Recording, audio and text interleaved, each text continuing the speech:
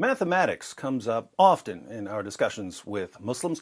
So-called mathematical marvels or mathematical miracles of the Quran are one of the favorite topics of many Muslim apologists. Further, if you're a Christian, I'm sure you've seen a certain criticism of your beliefs. According to Muslims, you believe that 1 plus 1 plus 1 equals 1.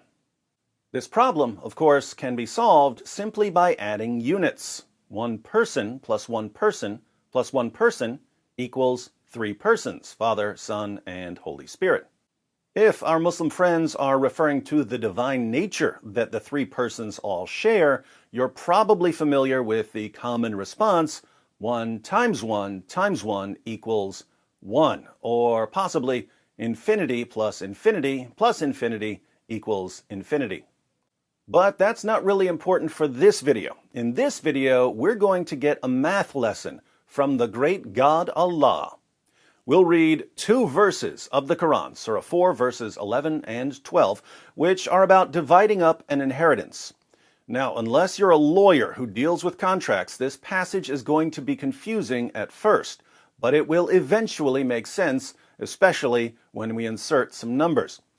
Once we insert some numbers, we'll see a true mathematical miracle. Let's read the verses. Surah 4, verse 11. Allah commands you, as regards your children's inheritance, to the male, a portion equal to that of 2 females.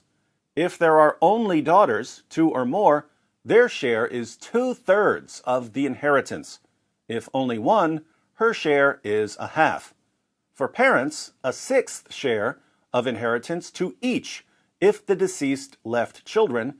If no children and the parents are the only heirs, the mother has 1/3. If the deceased left brothers or sisters, the mother has a 1/6. The distribution in all cases is after the payment of legacies he may have bequeathed or debts. A legacy would be if he left some money to his local imam or something. You know not which of them, whether your parents or your children, are nearest to you in benefit. These fixed shares are ordained by Allah, and Allah is ever all-knower, all-wise. Surah 4, verse 12. In that which your wives leave, your share is a half if they have no child, but if they leave a child, you get a 1/4 of that which they leave, after payment of legacies that they may have bequeathed or debts. In that which you leave, there, your wife's share, is a 1/4 if you leave no child, but if you leave a child, they get an 1/8 of that which you leave after payment of legacies that you may have bequeathed or debts. If the man or woman whose inheritance is in question has left neither ascendants nor descendants, no parents or children, but has left a brother or a sister, each one of the two gets a 1/6.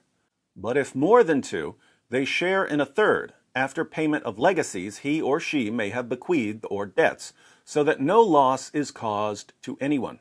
This is a commandment from Allah, and Allah is ever all-knowing, most forbearing.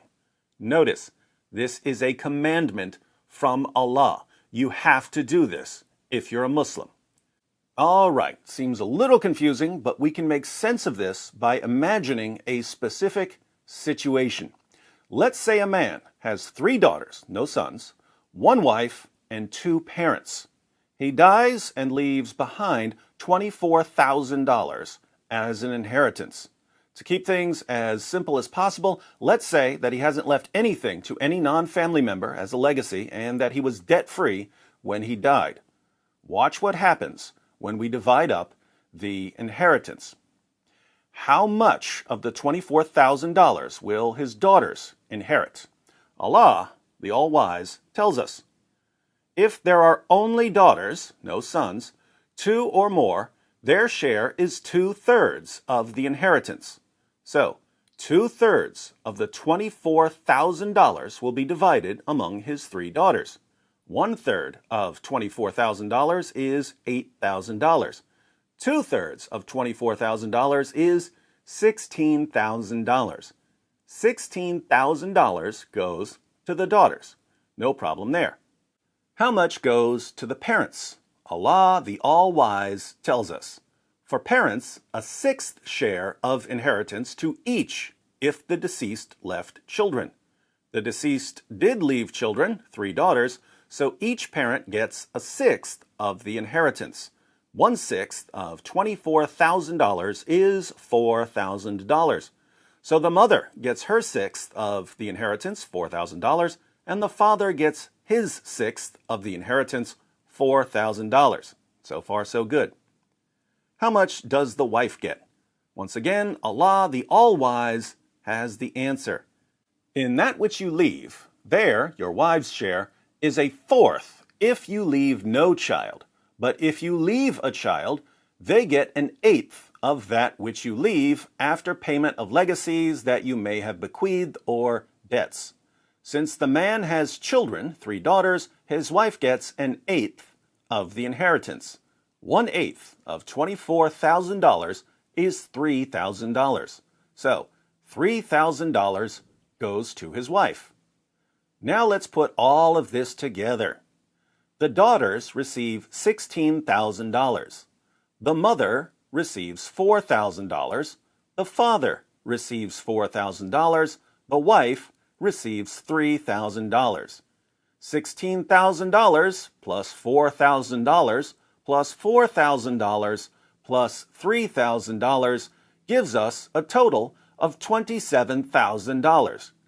If you recall that the man died leaving an inheritance of $24,000, we can conclude that, according to Allah, 24,000 equals 27,000. Remember, dividing the $24,000 inheritance in this way is a commandment from Allah. As a Muslim, you're commanded to magically transform $24,000 into $27,000. Let me know how that works out for you.